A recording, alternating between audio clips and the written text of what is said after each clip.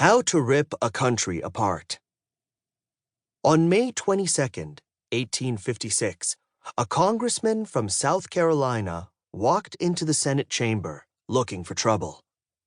With a cane in his hand, Preston Brooks scanned the nearly empty room and spotted the man he wanted, Senator Charles Sumner of Massachusetts. Sumner was sitting at a desk, writing letters, unaware he had a visitor.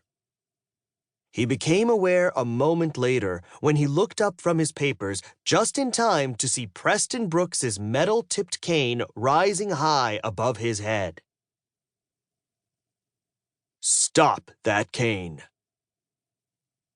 So Preston Brooks's metal-tipped cane is about to land on a senator's head. Interesting. But before that cane actually crashes onto Charles Sumner's skull, let's step back and take a look at the events leading up to this moment. Because, believe it or not, if you can figure out why Preston Brooks was so eager to attack Charles Sumner, you'll understand the forces that ripped the United States apart and led to the Civil War. Mr. Brooks, please hold that cane in the air for just a few minutes.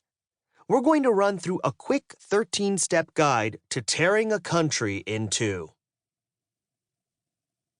Step 1. Plant cotton. After finishing college in 1792, a young man from Massachusetts named Eli Whitney headed south in search of a teaching job. He wasn't too interested in teaching, though. He really wanted to be an inventor.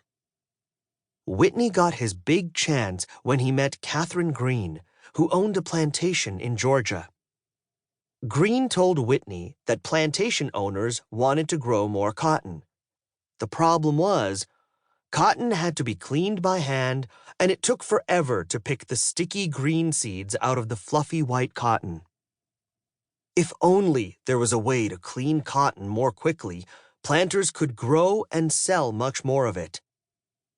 Greene set up a workshop for Whitney, and he quickly came up with an invention he called the cotton gin. Gin was short for engine. Whitney proudly announced the benefits of using his machine. "One man will clean 10 times as much cotton as he can in any other way before known, and also clean it much better."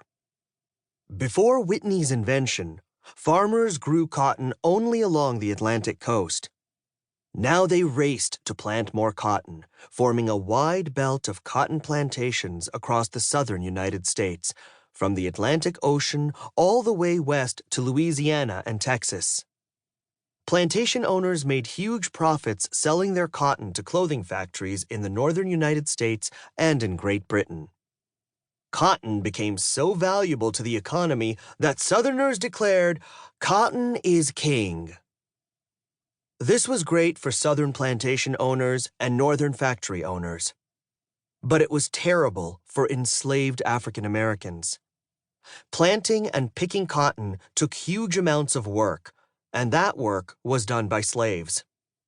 So as plantation owners planted more and more cotton, they decided that they needed more and more slaves. The number of people enslaved in the South jumped from just over 1 million in 1820 to about 4 million by 1860.